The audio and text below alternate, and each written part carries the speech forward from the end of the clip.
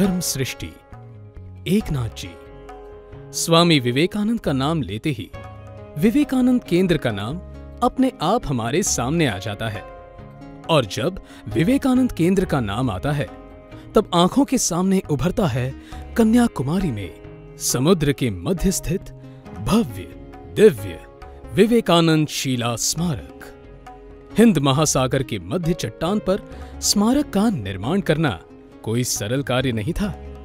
एक ओर महासागर की लहरें, वहीं दूसरी ओर विपरीत राजनीतिक परिदृश्य। देश के तत्कालीन प्रधानमंत्री पंडित जवाहरलाल नेहरू राजनीतिक मजबूरी के चलते विवेकानंद शिला स्मारक के निर्माण को लेकर स्पष्ट नहीं थे। तत्कालीन केंद्रीय सांस्कृतिक मंत्री हुमायूं कबीर प्राकृतिक सुंदरता के लिए ये ठीक नहीं होगा, ऐसा कहकर स्मारक के निर्माण को सही नहीं बता रहे थे। वहीं ईसाई समुदाय के दबाव में तमिलनाडु के तत्कालीन मुख्यमंत्री भक्त वत्सलम ने यहां तक कह दिया कि मेरे जीते जी कन्याकुमारी में विवेकानंद शिला स्मारक कभी नहीं बनेगा। ऐसी विपरीत परिस्थिति में विवेकानंद शिला स्मारक के निर्माण का दायित्व माननीय एकनाथ जी रानडे को सौंपा गया। एकनाथ जी ऐसे व्यक्ति थे जो किसी भी प्रतिकूल परिस्थिति को अपने कार्य के अनुकूल बना देते थे। यह उनके व्यक्तित्व की विशेषता थी। एकनाथ जी ने सर्वप्रथम पूरी राजनीतिक और सामाजिक परिस्थिति का सूक्ष्म अध्ययन किया।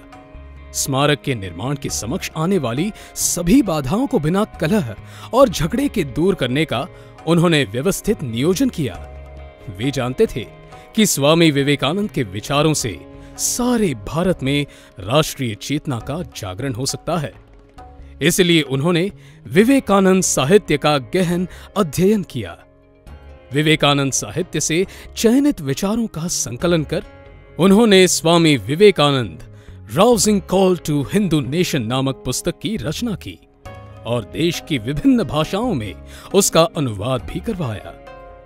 हिंदी में हे हिंदू राष्ट्र उत्तिष्ठ जागृत और मराठी में हिंदू तेजा जागरे नाम से ये पुस्तक आज भी उपलब्ध है।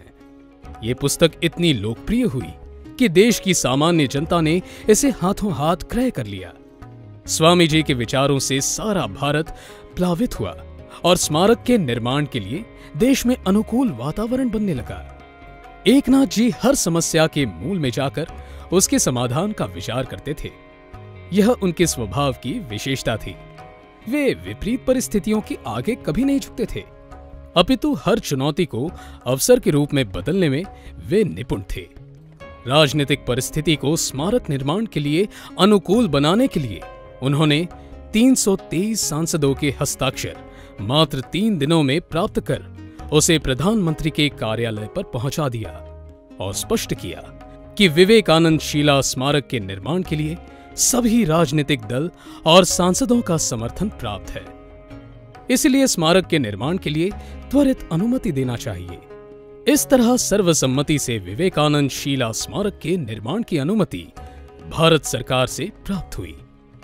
अब स्मारक निर्माण का कार्य तेजी से शुरू होना था और इसके लिए धन की आवश्यकता थी। एकनाथ जी ने व्यापक धन संग्रह की योजना बनाई। उन्होंने 1 रुपए और 2 रुपए का कूपन बना के देश की सामान्य जनता से लगभग 85 लाख रुपए संग्रहित किए। उन्होंने देश के सभी राज्यों के मुख्यमंत्रियों, सभी राजनीतिक दलों के सांसदों से सहयोग राशि प्राप्त की। एकनाथ जी के इस कुशलता का परिणाम ही था कि स्मारक के निर्माण का कार्य तेजी से आगे बढ़ा और केवल 6 वर्षों में हिंद महासागर के मध्य भव्य शिला स्मारक का निर्माण हुआ। 2 सितंबर 1970 को इस राष्ट्रीय स्मारक का उद्घाटन तत्कालीन राष्ट्रपति श्री वी गिरी के हाथों किया गया। पर केवल ग्रेनाइट से बने भव्य स्मारक के निर्माण तक एकनाथ जी कहां रुकने वाले थे। जब स्मारक का निर्माण किया जा रहा था तब वे स्वामी जी के विचारों के प्रचार और सेवा कार्य के लिए एक जीवंत राष्ट्रीय संगठन के निर्माण की योजना भी बना रहे थे। 7 जनवरी 1972 को उन्होंने आध्यात्म प्रेरित सेवा संगठन विवेकानंद केंद्र की स्थापना की। इसका मुख्य कार्यालय कन्याकुमारी के विवेकानंदपुरम में है। स्वामी विवेकानंद कहा करते थे कि मेरा विश्वास आधुनिक पीढ़ी में है, युवा पीढ़ी में है। इसी से मेरे कार्यकर्ता निकलेंगे जो सिंह की तरह हर समस्या का समाधान कर देंगे। स्वामी जी के सपनों के युवाओं की खोज में एकनाथ जी हमेशा लगे रहते थे। कार्यकर्ता की खोज में वे अत्यंत सकारात्मक दृष्टि रखते थे। वे कहते थे कि हमारी दृष्टि में समाज में दो ही तरह के लोग हैं, एक जो कार्यकर्ता हैं और दो जो कार्यकर्ता होने वाले हैं। उनका कहना था कि स्वामी विवेकानंद पर मात्र श्रद्धा रखने से काम नहीं चलेगा, वरन स्वामी जी के द्वारा रखे गए महान लक्ष्य की प्राप्ति करने के लिए अपने जीवन का हर क्षण न्यौछावर करना होगा। वे देश के युवाओं से जब भी मिलते तो उनको आह्वान करते थे कि स्वामी जी के स्वप्न के युवा बनो, राष्ट्र पुनरुत्थान के लिए अपना जीवन का उत्सर्ग कर दो। एकनाथ जी की प्रेरणा से अनेक युवाओं ने अपना करियर, नौकरी और प्राप्त डिग्री के महत्व को एक ओर रखकर अपना पूरा जीवन विवेकानंद केंद्र के जीवन व्रती कार्यकर्ता के रूप में समर्पित कर दिया। आज भी सैकड़ों जीवन व्रती, हजारों कार्यकर्ता और लाखों शुभ चिंतकों के सहयोग से विवेकानंद केंद्र अनेक सेवा प्रकल्पों और गतिविधियों के माध्यम से राष्ट्र पुनरुत्थान के कार्य में लगे हैं। ऐसे कठोर परिश्रमी, महान संगठक और कुशल योजक थे माननीय श्री एकनाथ जी रानडे।